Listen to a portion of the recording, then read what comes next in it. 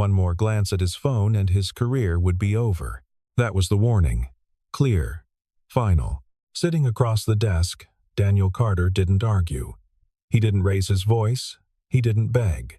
Because the woman threatening his job had no idea what he had already survived. She didn't know about the late-night hospital rooms, about the promise he made to a dying wife, about the 7-year-old girl who depended on him to come home. When Daniel finally spoke, the office went silent, not from fear, but from truth. The fluorescent lights of Riverside Children's Hospital hummed their familiar electric lullaby at 2:47 a.m. Daniel Carter stood at the nurses' station on the 4th floor, reviewing discharge papers for a patient who would be going home in the morning. His eyes moved efficiently across the checklist: medications, follow-up appointments, dietary restrictions. 8 years in pediatric nursing had made these routines as natural as breathing. His phone vibrated in his scrub pocket. He pulled it out discreetly, angling it below the counter. The screen showed a text from his neighbor. Mrs. Patterson. Emma woke up crying. Said she had a nightmare about you not coming home. I got her back to sleep, but she asked me to text you. Daniel's chest tightened. He typed quickly with one thumb. Tell her I'll be home at 7:30 like always. Pancakes for breakfast. Carter. The voice cut through the quiet ward like a scalpel. Daniel looked up. Elaine Porter stood 15 feet away, arms crossed, her expression carved from stone. The director of nursing services didn't typically prowl the night shift unless something was wrong. She wore a gray blazer despite the hour, her badge catching the overhead light. My office, she said. Now, not a question, not a request.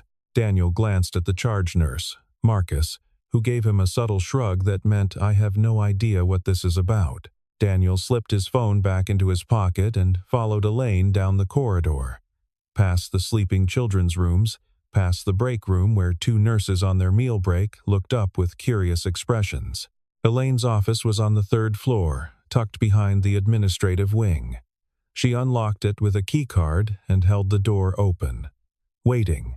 Daniel stepped inside. The room smelled of lavender air freshener and old coffee. A desk dominated the space, flanked by filing cabinets and a bookshelf full of binders, with labels like Policy Manual 2024 and Joint Commission Standards. Elaine closed the door with a soft click that somehow felt louder than a slam. She didn't invite him to sit. She walked around her desk, opened a folder, and stood there, studying its contents as if Daniel wasn't in the room at all. The silence stretched. This was a power play. He recognized it from his earliest days as a nurse, the strategic use of discomfort to establish hierarchy. Finally, she looked up. Do you know why you're here? Daniel kept his voice level. I don't. Your phone, Elaine said. You've been on it 14 times during your shift tonight. Daniel blinked. 14? That couldn't be right. He checked his phone maybe 3 or 4 times per shift, always during quiet moments, always away from patient rooms. 14 documented instances, Elaine continued, tapping the folder. Security protocols. We monitor device activity on hospital Wi-Fi, so they were tracking. Daniel hadn't known that, but it made sense. Hospitals were careful about data breaches. I check messages during breaks, Daniel said calmly. Never when I'm with patients. That's not the point. Elaine's tone was flat, administrative. The point is distraction. The point is professionalism. The point is that when you're on duty, your attention belongs to this hospital. Daniel felt something cold settle in his stomach. This wasn't about patient care. If it were, she would have led with that she would have mentioned a mistake, a complaint, a near miss. This was about control. Has there been any complaint about my work? He asked. Elaine's jaw tightened. This isn't about complaints, it's about standards. But has there been a complaint? A beat of silence. No, she admitted. But that's not the measure we use for. Then what measure are we using? Daniel interrupted gently. Because if my patients are safe, if their families are satisfied, If my charting is accurate and my medications are correct, then I'm doing my job. Elaine's eyes narrowed. Your job is more than a checklist, Carter. Your job is being present. Fully present. And when you're on your phone 14 times in one shift, you're not, Daniel could have argued. He could have explained that every single one of those checks was about Emma making sure she was okay. Coordinating with the neighbor who watched her overnight, ensuring his daughter felt safe even when he wasn't physically there. He could have said that being a good father made him a better nurse, not a worse one. But he knew it wouldn't matter, because Elaine wasn't interested in context. She was interested in compliance. I understand, Daniel said quietly. I'm glad. Elaine opened a drawer and pulled out a piece of paper. Because this is your formal warning. She slid it across the desk. Daniel stared at the document. Official hospital letterhead. His name, a list of timestamps, and at the bottom, a line for his signature. We'll discuss this further in the morning, Elaine said. But I wanted you to know tonight. One more incident, one more time. I see you on that phone during work hours and you're done here. Do I make myself clear? Daniel looked up at her. Elaine's face was unreadable, her authority absolute. And for the first time in 8 years, Daniel wondered if he could keep this job and keep his promise to his daughter at the same time. Crystal clear, he said. Daniel Carter became a nurse because of his wife. Sarah believed that healing was the most human thing a person could do. She'd seen something in Daniel he hadn't seen in himself, a quiet strength that made frightened people feel safe. They'd met in college, she was studying social work. He was uncertain about everything. She dragged him to volunteer at a children's hospital one weekend. Something clicked when a scared 6-year-old grabbed his hand during a procedure. 2 years later, he enrolled in nursing school. 4 years after that, they married. 3 years after that, Emma was born.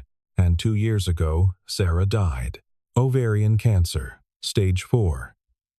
She'd ignored symptoms too long, too focused on her foster care caseload. By the time the pain became unbearable, the disease had spread. In the final week, Sarah grabbed his wrist during a moment of clarity. Promise me, she whispered. Promise me you won't disappear into work. Promise me Emma knows you're there. I promise, Daniel said. Say it again. I promise. Sarah closed her eyes. Then I can let go. She died 3 days later, while Emma was at school. Now, 2 years later, Daniel kept that promise the only way he knew how. He worked nights, 10 p.m. to 7 a.m. so he could be home when Emma woke. Breakfast every morning. Walking her to the bus. Every parent-teacher conference, every school play, he packed her lunches with notes. You're braver than you think. Love, Dad. Afternoons, while Emma was at school, he slept. Not well, his body never adjusted to the night schedule, but enough to function. At 3 p.m., he picked her up. Park, library, homework at the kitchen table. At 8 p.m., Emma went to bed. Mrs. Patterson, their neighbor, came over while Daniel left for his shift. Emma still woke sometimes, confused and scared, reaching for a parent who wasn't there. Their small, 2-bedroom apartment smelled perpetually of fried onions. Emma's room had glow-in-the-dark stars Sarah had put up. Daniel's room still had Sarah's books on the nightstand, her reading glasses folded on top, waiting. Emma asked about her mother often. What was Mom's favorite color? Did she like strawberries? Would she be proud of my science project? Daniel always answered. That was part of the promise, too, keeping Sarah alive in the small ways that mattered. His phone wasn't a distraction. It was a lifeline. Every text from Mrs. Patterson was reassurance. Every photo of Emma's artwork reminded him why he did this work. Every message from Emma, "Good night, Daddy, I love you," proved he was succeeding where it mattered most. But Elaine Porter didn't know any of that. The next evening, Daniel reported to Elaine's office. Marcus, the charge nurse, was there as a witness, a good guy who'd covered Daniel's shifts when Emma was sick. Elaine had added pages to her folder. 8 years with Riverside, she began. Solid performance. No major issues until now. She slid a spreadsheet across the desk, a log of Daniel's phone activity. 6 months of data. Timestamps highlighted in yellow. 14 instances last night. The pattern goes back months. 9 to 11 checks per shift. What's the acceptable range? Daniel asked. Elaine hesitated. There's no formal number, but the expectation is minimal use. So, professional judgment, Elaine corrected. Daniel studied the spreadsheet. Most entries under 2 minutes. The longer ones, 5 or 6 minutes, marked during breaks. Have any of these occurred while I was with a patient? Not directly. Medication errors? Charting errors? Missed alarms? No. Elaine's voice tightened with irritation. But that's not the standard. The standard is professionalism. Setting an example. Demonstrating commitment. Daniel leaned forward. I show up on time. I stay late when needed. I take the hardest cases. I train new nurses. 100% attendance except 3 days when Emma had pneumonia. What suggests I'm not committed? The part where you can't put your phone down. Marcus cleared his throat. Elaine, Daniel's one of our most reliable nurses. Parents request him. The pediatric team voted him Nurse of the Quarter twice. I'm aware, Elaine said curtly. But accolades don't exempt anyone from policy. What policy? Daniel asked. Show me the written policy that says I can't check my phone during a break. Elaine's jaw clenched. It's about the spirit of the policy.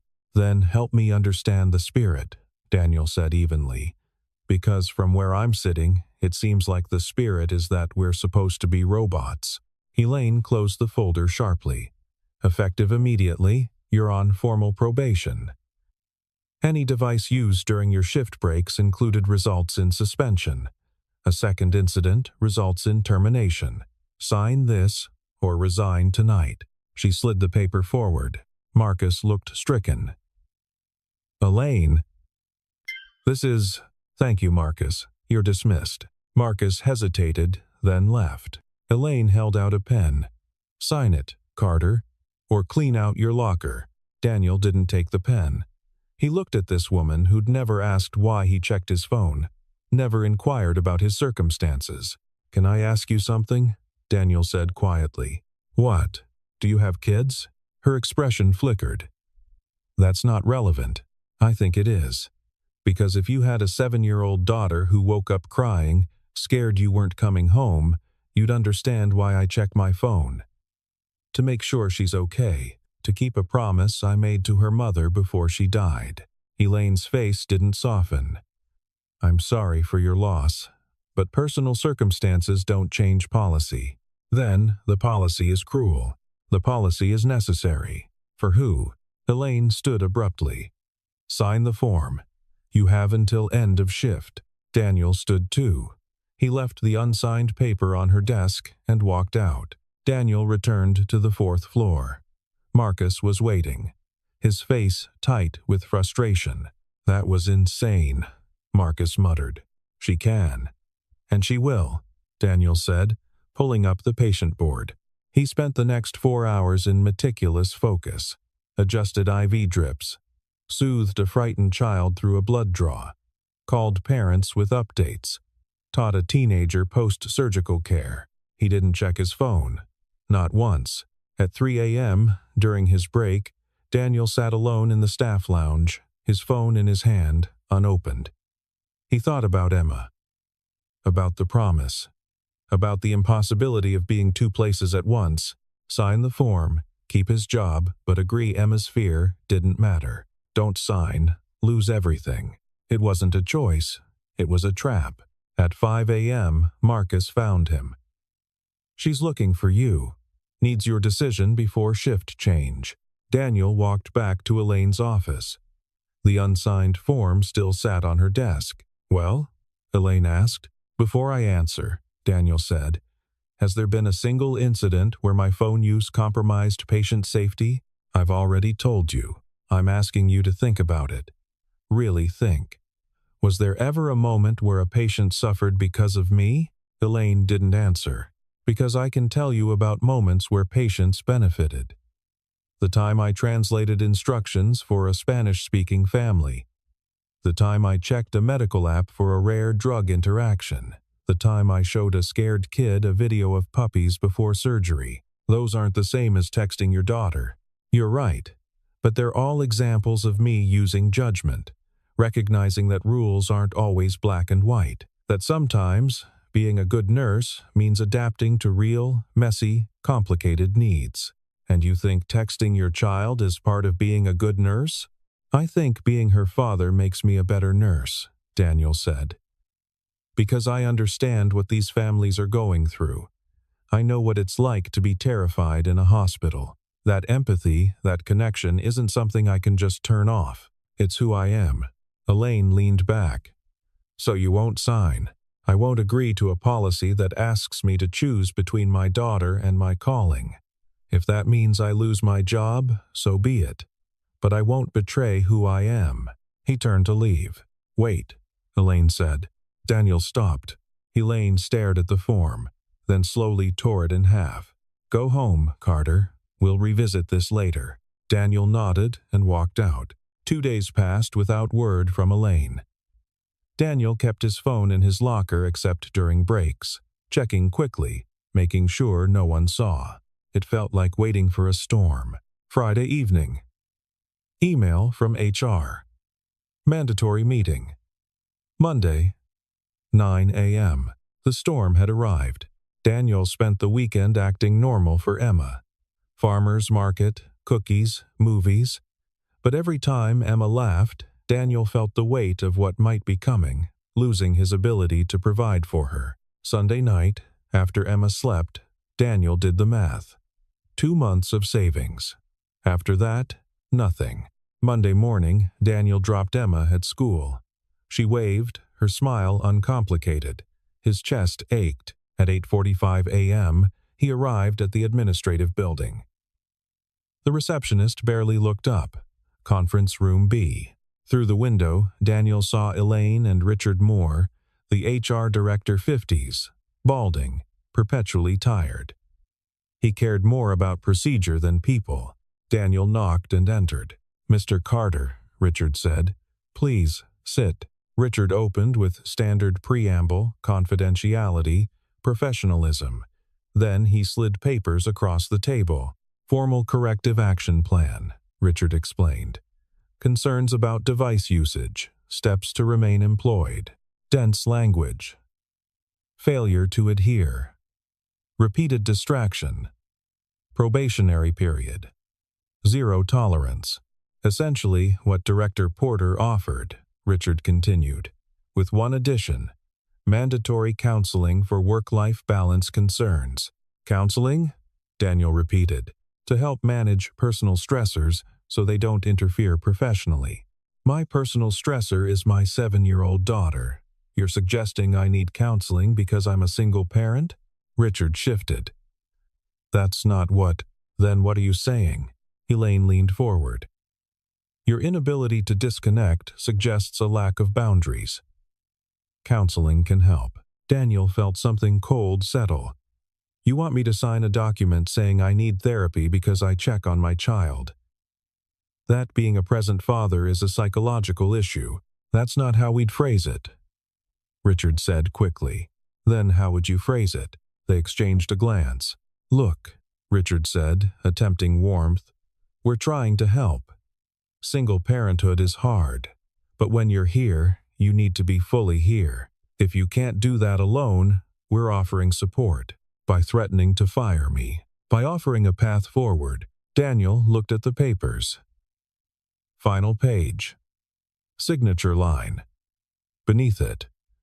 Failure to comply will result in immediate termination. Sign this or lose everything. Daniel thought about Emma. About Sarah. About the woman who'd quit a job because her boss asked her to cut corners. Sarah, who'd said integrity meant refusing to betray yourself when it counted. Daniel pushed the papers back. No, he said. Richard blinked. Excuse me? No, I won't sign this. Elaine's face darkened. Then you're resigning. No. I'm refusing to agree to an unjust policy. You don't have that option, Richard said, hardening. You either sign, or your employment is terminated immediately. Then terminate me, Daniel said calmly. Silence. Richard looked stunned. Elaine's expression was unreadable. You're refusing a reasonable accommodation? Richard said slowly. I'm refusing to be told that loving my daughter is a distraction that needs managing. I'm refusing to agree that empathy is incompatible with professionalism, and I'm refusing to sign a document that asks me to lie about who I am. This is career suicide, Elaine said flatly. Daniel looked at her. Maybe, but at least I'll be able to look my daughter in the eye. He stood. Richard scrambled up. Wait, Daniel. Let's discuss modifications. There's nothing to modify. You've made your position clear, and I've made mine. He walked toward the door. Carter, Elaine called out. Daniel stopped. If you walk out without signing, you won't work here again. Is that what you want? Daniel turned. What I want is to live in a world where being a good father and a good nurse aren't mutually exclusive. But since that's not the world you're offering, I'll find one that is. He opened the door and left. Daniel drove home in a daze. The finality settled in, not with regret, but hollow uncertainty. He'd stood up for what was right. But standing up didn't pay rent. The apartment was quiet. Daniel sat on the couch, staring at the wall. What now? Job searching. Update, resume. Reach out to contacts. Per diem shifts while figuring things out. He could make it work. He had to. At 3 p.m., Daniel picked Emma up. She climbed in with her usual enthusiasm, backpack thudding beside her. How was your day? Good. We learned about the solar system. Did you know Jupiter has 79 moons? I did not. So cool, Dad. I want to be an astronaut, or maybe a veterinarian. Or both. Daniel smiled despite everything. Both sounds perfect. They went to the park. Emma ran to the swings. Daniel pushed her higher, her laughter cutting through the weight in his chest. Other parents scattered around, some watching their kids with the same mixture of love and exhaustion Daniel felt. Emma jumped off, landing triumphantly. Ta-da! She climbed onto the bench beside him. Are you okay, Dad? Daniel looked at this small, perceptive person. Yeah, sweetheart, I'm okay. You seem sad. Just tired. Is it because of work? Daniel hesitated. He didn't want to worry her, but he wouldn't lie. A little bit. But it'll be okay. Did someone get mad at you? Sort of. Because I was checking my phone to make sure you were okay, and they thought I should focus only on work. Emma frowned. But you're my dad. I know, so you have to check on me. I know. Then they're wrong, Emma said with 7-year-old certainty. Daniel's throat tightened. You think so? Yes. Mom always said you have to take care of the people you love. Even if it's hard. Daniel blinked against the sting. She did say that. Emma looked up. The question landed like a stone. Daniel pulled Emma close, kissing the top of her head. You know what? You're exactly right. They are wrong. Emma nodded, satisfied. Good. Now can we go home? I'm hungry.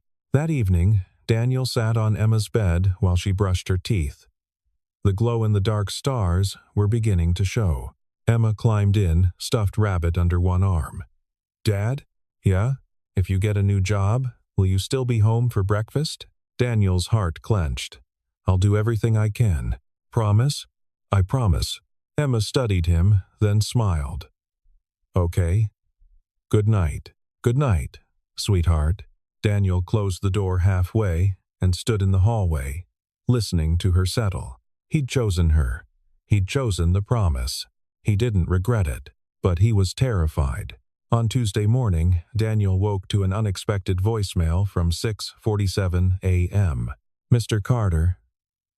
This is Richard Moore from Human Resources. I'd like to schedule a follow-up meeting with you, if you're willing.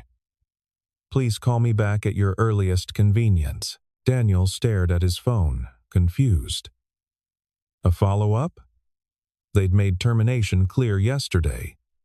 What was there to follow up on? He called Richard back. "Daniel," Richard answered immediately. "Thank you for getting back to me. I'd like to meet this afternoon, if possible, without Director Porter. Just you and me. I think we may have handled things poorly yesterday," Richard said carefully. "I'd like another chance to talk this through." Daniel's instinct was to refuse, but curiosity and the reality of his financial situation made him pause. "When? 2 o'clock? My office? I'll be there." Richard's office was smaller than Elaine's, cluttered with family photos and paperwork.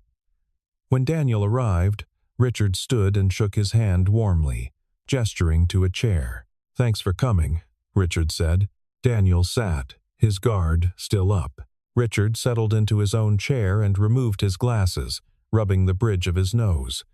"I'm going to be honest with you, Daniel. What happened yesterday was wrong." Daniel blinked. "What?" "Elaine is. She means well. She runs a tight ship, and sometimes that means she loses sight of the human element. And I didn't push back the way I should have. So what changed?" "I went home last night and told my wife what happened," Richard said, "and she reminded me that I've taken personal calls during work hours. I've left early for my son's soccer games. I've checked my phone during meetings, and no one's ever threatened to fire me for it." Daniel didn't respond. "You were right," Richard continued. "The policy we were trying to enforce isn't about safety or professionalism. It's about control. And that's not fair." "So what now?" Daniel asked cautiously. "Now, I'd like to offer you your job back. No probation. No corrective action plan. No counseling requirement." Daniel stared at him. "Just like that?" "Just like that," Richard confirmed. "With one condition." "Here it comes," Daniel thought. "I want you to help us rewrite the personal device policy," Richard said. "Something that actually makes sense. Something that balances the hospital's needs with the reality that our staff have lives outside these walls. Something fair for everyone, not just parents, but all caregivers, all staff members who need grace." Daniel leaned back, processing. "And Elaine agreed to this?" Richard hesitated. "Not yet. But I'm the HR director, and this is my call. I'll handle Elaine. Why am I doing this?" "Yeah," Richard put his glasses back on. "Because I've been doing this job for 20 years, and I've seen a lot of good people burn out or get pushed out over stupid, fixable things. And I'm tired of it. You're a good nurse, Daniel. The kind we should be trying to keep, not forcing out." Daniel felt something loosen in his chest relief. Maybe, or exhaustion, releasing its grip. "There's one more thing," Richard added. "I want you to know that your situation, checking on your daughter, that's not unusual. A lot of our staff are parents. A lot are caregivers. They all deserve the same grace we're extending to you. So when we rewrite this policy, it won't be just for you. It'll be for everyone." Daniel nodded slowly. Okay, you'll come back?" "Okay, I'll come back," Daniel said. "On one condition of my own." "What's that?" "No one gets punished for being human," Daniel said. "Not just parents, not just caregivers, everyone. If someone needs to take a call, if they need a moment, if they need flexibility, we give it to them. As long as patients are safe, we trust people to manage their own lives." Richard smiled. "Deal." Daniel returned to work the following Monday. Word had spread about the confrontation with Elaine. Hospital gossip moved fast, and several nurses stopped him in the hallway to quietly express their support. Marcus clapped him on the shoulder. "You're braver than I am, man." Elaine, for her part, was conspicuously absent from the floor for the first week. For the first 2 weeks, things were tense but manageable. Daniel did his job. He checked his phone when he needed to. No one said anything. The policy change was being drafted, reviewed by administration. Change took time in a hospital setting, but it was happening. Then, on a Wednesday night, everything changed. Daniel was at the nurse's station, finishing charting, when he heard rapid footsteps behind him. He turned to see Elaine striding down the hall, her face pale, her usually composed demeanor fractured. Her hair, normally pulled back in a perfect bun, had come slightly loose. Her hand trembled as she gripped her phone. She didn't acknowledge him. She walked straight into the staff lounge and closed the door. Marcus appeared at Daniel's elbow, concern evident. No idea.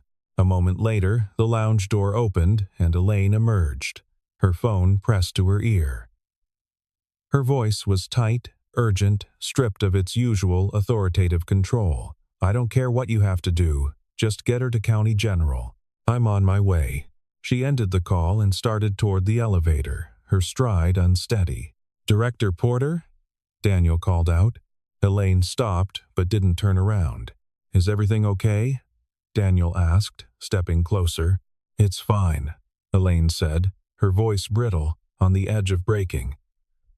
"Family emergency." She walked away, disappearing into the elevator. Daniel stood there for a moment, watching the doors close. He exchanged a glance with Marcus, who looked equally concerned. Daniel didn't see Elaine for the rest of the night. But at 2 a.m., his phone buzzed with a text from Richard Moore.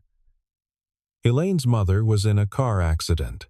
Serious, but stable. Elaine's at County General now. Just wanted you to know in case she's out for a few days. Daniel stared at the message, his mind immediately going to that moment in the hallway.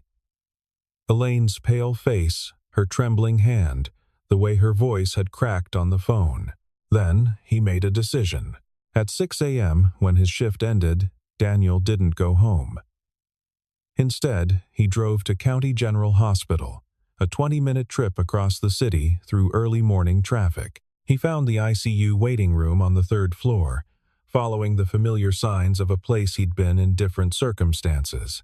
Elaine sat alone in the corner, her blazer discarded on the chair beside her, her blouse wrinkled from hours of wear. She looked smaller than he'd ever seen, her hunched forward, her hands clasped tightly in her lap, her usual armor of authority completely stripped away. Daniel approached slowly, his steps quiet on the linoleum floor. Director Porter. Elaine looked up, her eyes red-rimmed from crying or exhaustion, or both. Surprise flickered across her face, followed by something that might have been defensiveness or shame. "What are you doing here? I heard about your mother," Daniel said, his voice gentle. "I wanted to see if there's anything I can do." Elaine's jaw tightened, her hands clenching. "It's not pity," Daniel said quietly. He pulled a chair over and sat a respectful distance away, giving her space but offering presence. "It's just, I've been where you are, and it's terrible, and no one should have to do it alone." Elaine didn't respond.